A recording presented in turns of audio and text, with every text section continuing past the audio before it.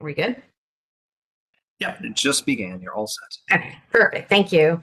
I'm going to call the meeting to order. This is the Human and Community Services Budget Workshop number 2. Thank you for joining us, and I just want to acknowledge that we have on the call with us Deputy Mayor Ben Winograd. We have Town Council members Carol Blanks, Mark Zdanowitz, Tiffany McGinnis, Barry Walters, and Mary Fay. And we also have Town Manager Rick Ledwith, and we have Helen Rubino-Turco with us as well. So I think that's probably everybody that we have. And we can move on to business items. And we are here specifically to talk tonight about the capital improvement plan in the areas around human and community services. So I will turn it over, I think, first to our town manager and then over to Helen. Yes, thank you, Madam Chair. Good evening, everyone. First, I would like to very much thank you all and appreciate everyone's flexibility in rescheduling our meeting tonight. We promise not to keep you too late this evening, and we are very pleased to present the Leisure Services Capital Improvement Plan requests for the upcoming 2 years. As our council knows, Helen and her team are responsible for the maintenance and really the beautification of 170 acres of parks and playgrounds, and include signature assets like Westmore Park, Rockledge, and Buena Vista, Cornerstone, and Veterans Memorial Skating Rink. And I, for one, very much appreciate Helen's leadership and continued advocacy for always ensuring that we continue to keep our parks and facilities in the manner in which our community has very much become accustomed to. So with that said, through you, Madam Chair, I will turn things over to our Director of Leisure and Social Services, Helen Rubino-Turco, to walk us through the CIP for Leisure Services. Thank you so much. Great, thank you. Thank you, Mr. Ledwith. I wanted to make you aware that many of the projects that are done through Leisure Services come from a variety of cost centers. Some of them are bonded. Some of them are what we call capital non-recurring expenditures. That is, like, for example, the upkeep of the pools and the upkeep of playscapes in general, like fences and signage and playscapes and mulch and things like that. The third is sometimes we utilize CDBG funding. The Community Development Block Grant funds can be used to make improvements in low and moderate income neighborhoods specifically. They can also be used for accessibility projects, handicapped accessibility projects. And then the fourth area is sort of a big title called donations. So things that happen at Westmore Park, for example, are funded by the Westmore Park Fund. Sometimes we'll partner with nonprofit organizations. In the past, we built soccer fields with funding from, by and large, from Field of Dreams, for example. But we also have been able to make improvements. Youth Baseball has also made donations in the past for specific projects that they wanted to do. And most recently, we've also been able to tap into a little bit of ARPA funding to help us with some of our projects. So I just wanted you to be aware it's sort of across the board. And I didn't want you to be confused by all of the various columns that the funding for leisure services and parks projects appear. So if we look at year 1, which I believe is 3.3-1, I don't have the full book in front of me, but it's a summary of year 1, which is year 2024-2025, so the upcoming year. And you'll notice the first item is park and playfield improvements. And this is specifically for post-tension concrete basketball courts at Eisenhower. Now, you might remember that some years ago, we began to look at post-tension concrete as an alternative to just the regular asphalt that we've been using in the past. It costs a little more. It's a slightly larger investment, but it's a very long-term investment. So we save significant funds by utilizing post-tension concrete. We save it because we don't have to do crack sealing. It lasts longer. And it's a technology that has proven to save money over time. We began using post-tension concrete, as you might remember, in 2019 with Walcott tennis and pickleball and the basketball courts over there. We also did Whiting Lane tennis courts, Buena Vista tennis and pickleball. In 2022, we also did Kennedy Park basketball, which we use CDBG funding for. And what you'll see here is in 2024, we plan to do Eisenhower Park basketball. And then you'll see in 2026 is Fern tennis, and in 2028 is Beachland basketball. We had put Beachland earlier in our queue, but with the advent of the community center being built at Mayflower, we felt it was better to move that down the road to 2028 so that we could fit it in better once, given that there may be some changes or, things may tweak based on the design of the new community center. So that is the remaining funds there would finish off some improvements that we intend to do with softball that are planned. And this specifically is the guardrails at the softball field on Norfelt Field on Quaker Lane, or on Trout Brook, sorry. You'll also see some significant improvements in our plan at Rockledge Golf Course. As you know, we are working on, soon to be working on the driving range and the improvements there. But we've also been undertaking a huge project with the Rockledge irrigation replacement. And this was long overdue. It was built in 1981. It had like a 20-year lifespan. We were well past that. And the amount of time we were spent on cleaning the heads because they were getting clogged because, the pond was dirty and was pulling bad water. So we've really gone very methodically planned through. We first dredged the pond over there. We replaced the pump house. And now we're working on the irrigation system. It's actually underway now, and it's nearly complete. But we were able to pull on these funds because they were appropriated 2 years ago. So can we just pause there for a moment? Sure. Yeah, I just have a question about this. So this is listed as a proposal for the upcoming fiscal year, but we're already undergoing this project. So how can we square that? Sure. When you approve the budget, you approve year 1 and year 2. And when we were planning this project, we intended it to be in year 2, which would be the upcoming year. But during the pandemic, we found that there was a very long lead time for the equipment. And so we were optimistic, guardedly optimistic it would be done in year 2. But then the pandemic ended and the supply chain relaxed. And the companies that do this work are queued up for years. And they had an opening because another municipality wasn't ready. And so they asked us, would you like to wait a few more years, or would you like to take this opportunity? And so the town manager approved us to go forward to draw on year 2 funds so that we could take advantage of this opening instead of waiting for several more years. So that's helpful, but I don't think that helps me understand the funding mechanism. Is this a 2-year project? Is that the idea that we're already spending some money now and we're looking to spend more money starting in July? Or I don't, maybe it's because I'm new, but I'm trying to understand why we're planning for this for next year if we're already spending the money and doing it right now.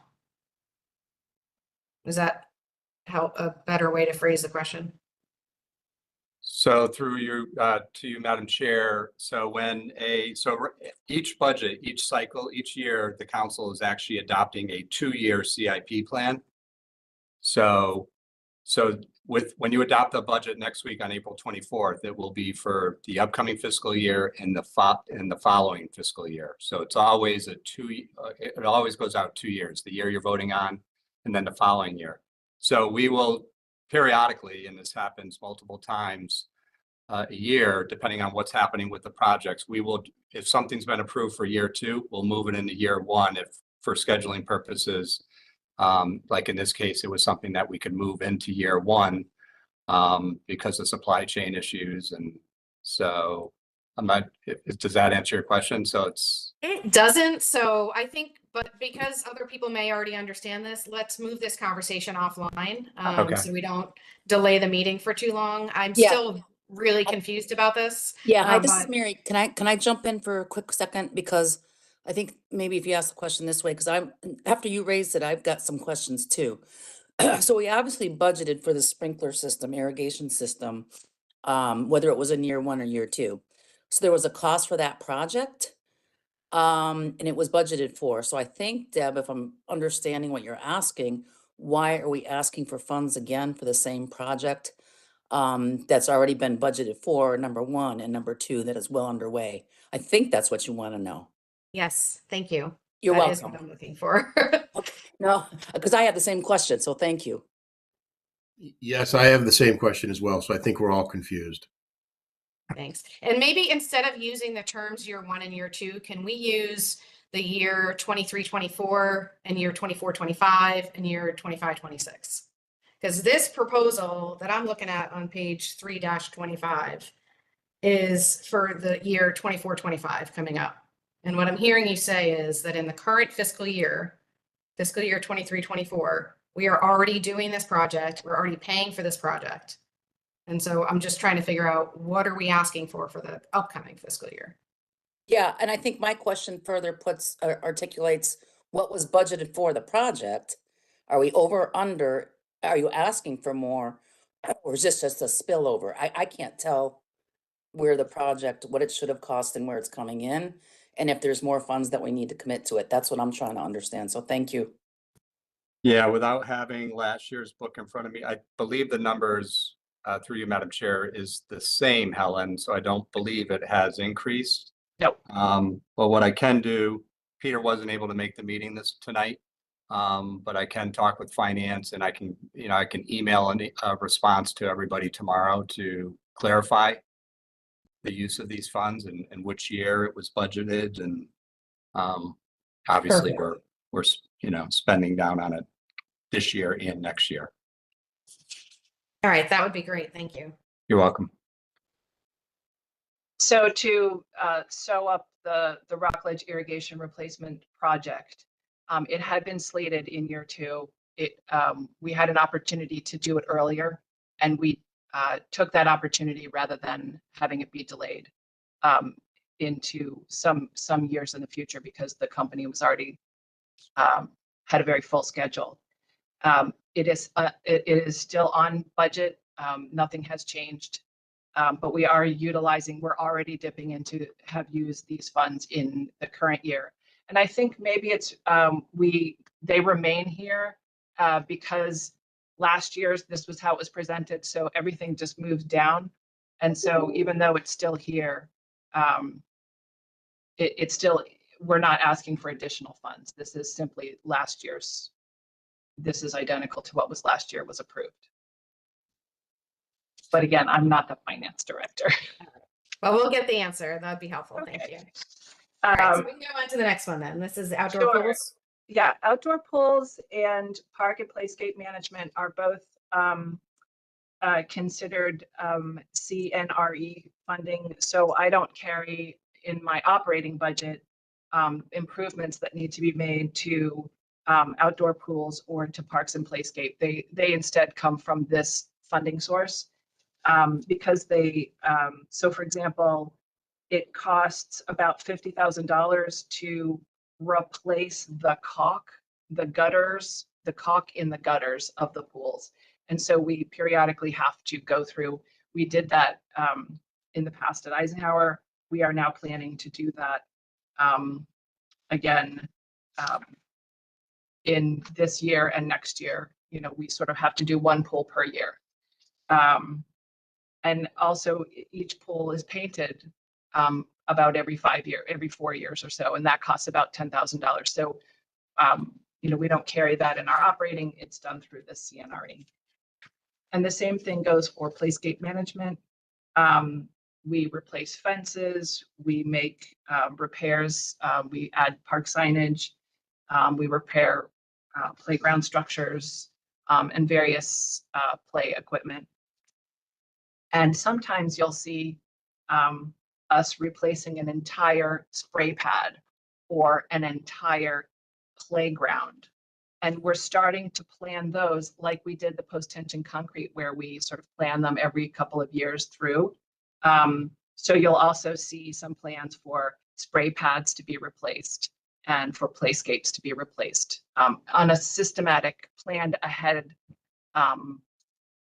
They're a larger investment. It's $200,000 to replace a spray pad, for example, or $200,000 to replace a playscape, as opposed to, you know, kind of the smaller nickel and dime kind of repairs. In year one, we also have, this is another example of the Eisenhower pool and play bathhouse replacement. So that's also something that is, you know, we have previously funded, and now we are, this is the remaining funds for that contract. So as you know, right now they're doing the bathhouse, and then in August they will start on the pool. So that's what those funds are. Great, and I'm going to just pause for another moment there. So, because I do remember that we talked about Eisenhower last year. At this time, we were able to do the patch. And so now it looks like we'll just close the Eisenhower pool right around the time that the pool is closed, and it should be completed in time to open for the 2025 season, correct? That's our plan. Yep. Awesome. That's great. That's really great for the community. Yep. Thanks. And there are two items that are new for next year that were not in the previous year. And you know, that happens, right? So we plan, but then something comes up, and so we do add them in. So the items that we've talked about previously were in the plan last year, and we have two new ones to add on. One is a water pipe replacement at Rockledge, and this is something where, you know, Bob Palmer and I sometimes cover similar things, and sometimes he includes it in his budget, and sometimes I include it in my budget, depending on how urgent or how we want to explain it. But he covers and watches the town's energy specialist is in his department, and she watches everybody's bills, and she was noticing that there were some really incredibly high water bills that were coming out of a couple of different places. One was at, I think, the cemetery, and one was at Rockledge. And so we will replace this line, and this will save us between $20,000 and $25,000 a year. So it makes a lot of sense, but it does cost some funds, some investment of about $125,000. We also, when we were looking at doing the driving range, we discovered that the retaining wall that is at the driving range that holds up the hillside, that is actually fill, was failing. And so we are request funds to repair that wall so that we can continue with the driving range renovation as planned. Are there any questions about year one other than the ones we've already chatted about? In year two, I don't have any additional questions. Does anyone else on the call have additional questions? I guess I want to start with Councilor Walters and Councilwoman Fay, committee members. I'm good, thank you. Great. And so we'll go to Minority Leader Zdanowicz. Thank you. Through you, Madam Chair. So the water's been leaking apparently for a long time, and since 2021, and it's a significant amount of increase in funds. And you're concerned. I mean, is there any way to determine if there's any damage, like sinkhole type damage? I know that you're concerned about it, but $60,000 worth of water would do a tremendous amount of damage over those years. And I'm wondering, if we fix this, but then potentially, is there any way to determine if there's a sinkhole or not? Because I'm surprised we haven't caught it earlier. And just wondering what the long-term ramifications are and how we can determine if there is a sinkhole there or not just worry if there is. Through you, Madam Chair, I will attempt to answer Mr. Zdanowicz's question. So periodically, the golf course superintendent, Tim Nato, went and tried to find where the leak was. So he would go down, he was trying to find and locate exactly where the leak is. And they have now determined where it is. And because they're doing irrigation work currently at the golf course, they really have been able to determine the best course of action and where and why and when they need to replace this pipe. So they have done their investigations, and now it's just a question of getting the job done. Okay, thank you.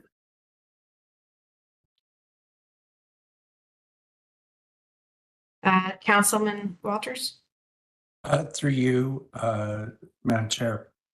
Mark, I imagine that once they get in there and start digging around, if there is any damage, they'll find it pretty quickly. Just we won't necessarily hold it, know it ahead of time.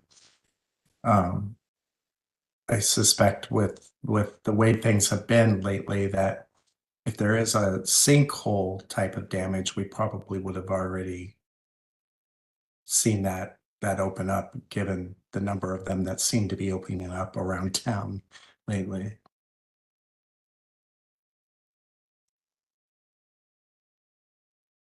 Thank you for that.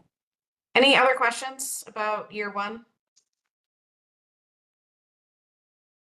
Okay, I think we're good on that. Very good, thank you. So year two is fiscal year 2025 to 2026. And in this in this period of time, you'll notice a post-tension concrete project at Fern Park. And this is to replace the tennis courts there with the post-tension concrete that we've been discussing. The clay hard true courts cost $9,000 to $10,000 annually to prepare, and the crack sealing on the other courts is also a bit of a drain. So this makes sense, and it is part of our long-term strategy that I explained earlier about post-tension concrete. You'll also see here the outdoor pool and park and place gate management. This for outdoor pools specifically, this is the gutter sealing replacement that I was talking about. This time it will be at Beachland. We also want to buy sunshade shelters, and we also do irrigation inside the fences around the pools. So sometimes we need to either replace it or install it.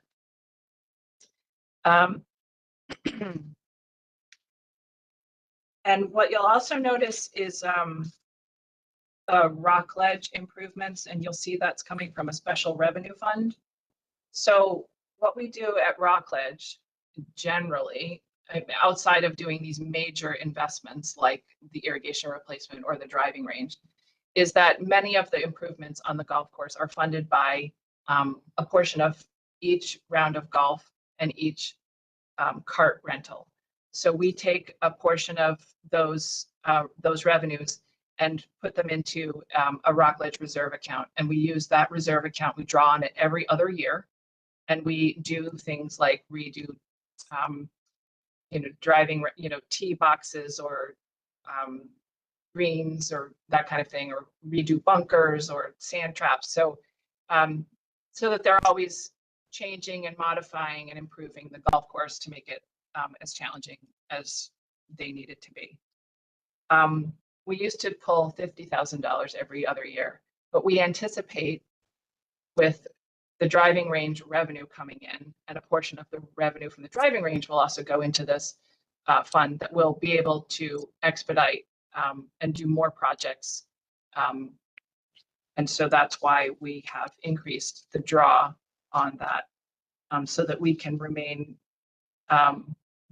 maintain the course in the peak condition that our community has come to expect. And what you'll also see here that involves leisure services, but is not in my budget, you will see funding for the Elmwood Community Center project. Again, Bob Palmer and I work closely together. And, I just want to remark on how helpful and productive it is to work with colleagues that have the can-do attitude rather than roadblocks. It's really wonderful. We have a great team.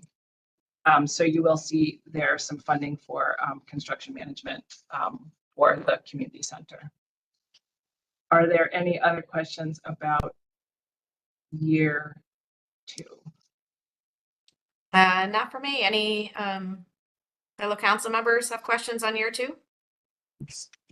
And with the understanding that this could change, when we look at this again next year, there could be some new items or hopefully some new funding sources as well. Right. So in year 3, which is 2026 to 2027, again, this is where the park and play field improvements, this is bonded funding. The Eisenhower baseball and the Eisenhower soccer fields are going to be the focus there. So those soccer fields, and I happen to know this because I played on them their very first year because we raised the money, was 2001. And so they do have a life. They do need to be refreshed. And so the fields that Field of Dreams raised money for all those years ago, those fields come due, and they're starting to come due again. And so we want to be systematic and plan for those kinds of improvements. You'll remember last year we had funding for the Walcott baseball field, and those improvements were made. The year before that, it was the football and softball complex at Sterling, got a complete upgrade. Those are the kinds of investments that matter. Anytime we do a field, we make sure that it has irrigation. Eisenhower was one of those fields where when we built it, it had irrigation. And the idea also with irrigating these fields is that as we move towards trying organic or less pesticides and herbicides, those programs, those more organic programs, require water. And so if you don't have water, they don't work. And so this investment in top dressing that Public Works does, and the deep tining that they do, and the soil amendment where they add sand and they turn they amend the soil. These are all strategies that really help us keep these fields safe for youth. And that's what this park and playfield improvement plan covers. You'll also see an interesting project. This is for the Beachland House. And we've put it in this year, in year 3, 2026, 2027. Also keeping in mind that the community center, the Elmwood Community Center new building will be going up, and we'll be thinking about that. But on the other side of Beachland Park is this beautiful historic building that used to be the creamery for the Beach family property, which was called Vine Hill Farm. And what we want to try and do is restore it, especially the exterior, and perhaps renovate the interior to be a companion site for the community center. This might be an area where the cultural part of, a cultural center, if you will, where we can have gallery space, we can have event space that overlooks the pond. And it would be a nice companion and be operated as more of a community resource than it is now. So the first thing is, to do an assessment of that building and then seek grants. And I've been talking with the Noah Webster House and West Hartford Historical Society about getting in a queue for, trying to find some grants that may require matching funds, for example. Well, these would be the funds that we would use to match those grants so that we can try and leverage our funding to do something really spectacular over there. The outdoor pools and the park and playscape management, again. May I ask a question? I'm Sure. sorry. Do you Oh, want sure. Go ahead, Counselor Fay. Yeah, please. Thank you. At the risk of sounding like I don't support this, it's I hear some redundancy. So we've got the beautiful community center being planned. We've got the Noah Webster House. We've certainly got the art location over by Buena Vista where we have galleries and things like that. This sounds like more of a want than a need, a want than a need. And I just wanted you to help me understand that. And, in a time of austerity where we're pinching pennies, is this something that we really need to commit to at this point? Thank you. Thank you, Counselor Fay. Through you, Madam Mr. Chair, Manager. I'll let Helen respond to that, but just to clarify for Councilor Frey and for everyone. So when we talk about year 3, you're not adopting you're not going to vote on Wednesday night on April 24th on a capital improvement plan that will include, it's likely it could change, and I'm not saying this particular project would. So I'll let Helen speak directly to that, but just so everyone's aware, you're not technically voting on this particular project next week as part of the budget adoption process. Thank you, Madam Chair. Thank you, Mr. Manager. Thank you, Madam Chair. So to answer Councilman Fay's question, the town does have several historic buildings as part of our inventory. One of them is the Noah Webster House. One of them is at the Art League, and one of them is the Sarah Whitman Hooker House. And the fourth one that is often overlooked is the Beachland House. It was a business as opposed to a home, so that makes it unique. But it's also our obligation as landowners and as owners of these historic buildings not to let them disintegrate or to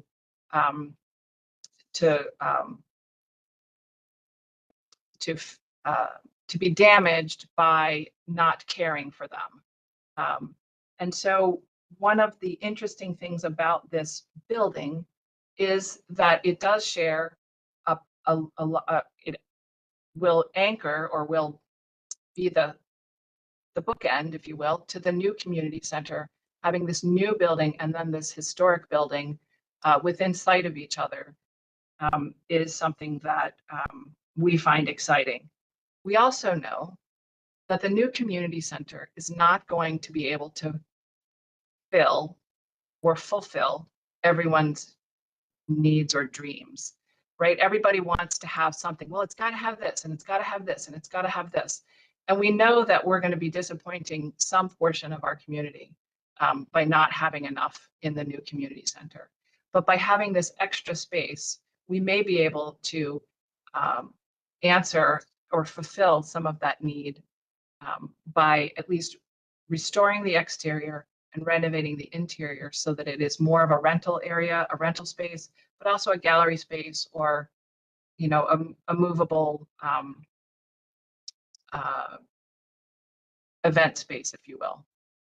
If I'll just jump in too and say I'm noticing in the explanation here that we're planning to do a feasibility study in 26, 27. So that will help guide us. I mean, maybe the feasibility study will say, will give us some ideas that we haven't thought of yet. So I appreciate the fact that we're just putting this in as a placeholder and planning to do the feasibility study, and then we'll see. You know, but good to have it here. And as our manager has pointed out, we're not really voting on year 3 next Wednesday night. It's just kind of there for planning purposes. So actually, if you want to, we can kind of run through the rest in the next just a couple minutes, if that's okay. Sure, absolutely. Thanks. Thank you. We, the other placeholder projects that we have is us, again, beginning to systematically address our aging spray pads that we have in town. So between Kennedy and Walcott, they're sort of the same vintage. We have Kennedy Park in year 2026, 27. And then you'll see later in the outer years, we have Walcott's as well. I think there might have been a typo in the 4 to 6 fiscal years, 2028 to 2020 to 2030. But because we were bouncing between which one would go first, Kennedy or Walcott or Kennedy. But I think we've settled on Kennedy would be in this year, 2026, 27, which is year 3. And when we get to the other ones, we can just, Walcott would also need to be addressed at some point. The Walcott Park Eastern parking lot is also a project that is upcoming. It has been designed. It has to wait until we finish the restroom building that is we're planning for this year, this current, like right now, this summer. But we don't want to do the parking lot before we do the building. So that's why the parking lot is in year 3. And we also have a playscape replacement. And again, this is just reminding you, this is we need to systematically also plan for playscape replacements. And of course, before we do that, as we're preparing, when we have this conversation a year from now, we might say, you know what, we've reassessed and a different playscape has shown more wear, but we do know that the Fern Ridge Park playscape, it has 2, and this is the age 2 to 5 playscape is the older one and it needs replacement. Excellent, thank you. Year 4 and year 6, you'll find projects like a spray pad replacement at Walcott, playscape replacements at Eisenhower and Walcott, and also a placeholder project for Cornerstone Recreation, the rec pool, which was built in 1961. At some point is going to need to be replaced. And so as a starter for a conversation, we have a placeholder saying, we need to talk about this. Of course, we're going to do an assessment, a year or 2 prior to that. But just wanted to get that on your radar screen. And that concludes there were some typos, I think, in the playscape replacement under that, just the years were wrong.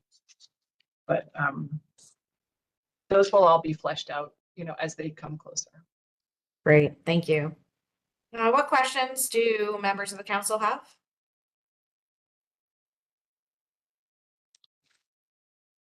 Mr. Manager? Well, if no one has any questions, I just wanted to clarify our earlier conversation. While we were speaking, I had a chance to go in and look at last year's budget. So we did, if that's okay, Madam Chair. Oh, yes, thank you. So with the Rockledge irrigation replacement project, so we did budget for that last year in year 2. So it's on page 4-25 of last year's capital improvement budget. So we did budget $2.4 million in year 2. And then we moved year 2 to year 1. So we are doing it in this current fiscal year.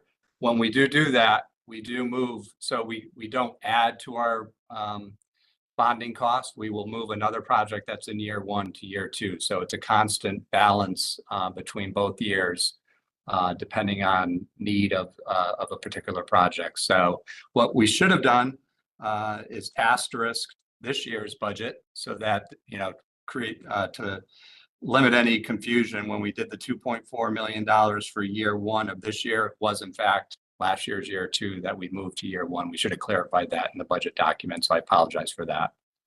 But happy to answer any questions that the council may have on Great. back to Thank that you. particular project. Questions back on that, page 3-25? 3-25 in this year, and it's 4-25 in last year's. Thank you for the consistency on that. Mr. Zanowitz or Ms. Fay, any questions? I think I sort of get it now. Yeah, I think that clarified, and and she had already, Helen had already mentioned she's not asking or requesting more money, so it's just a repositioning, so thank you for that. You're welcome. Great, thank you. Okay, I think we are good to go on the capital improvement plan. Thank you for all the explanations. We'll move on to the next agenda item, communications. I don't believe we have any communications. Mr. Manager. Nothing under communications this evening, Madam Chair. I Staff do again reports. appreciate everyone's time. Sure. Staff reports, we're none there. Future agenda items. Yes, we're good to go. We'll meet for our regular Human and Community Services meeting in May, I believe. And so if there is no objection, we will adjourn at 5:44 p.m. Any objections? We are adjourned. Thank you so much, everybody. Have a great night. Thanks, everyone. See you later.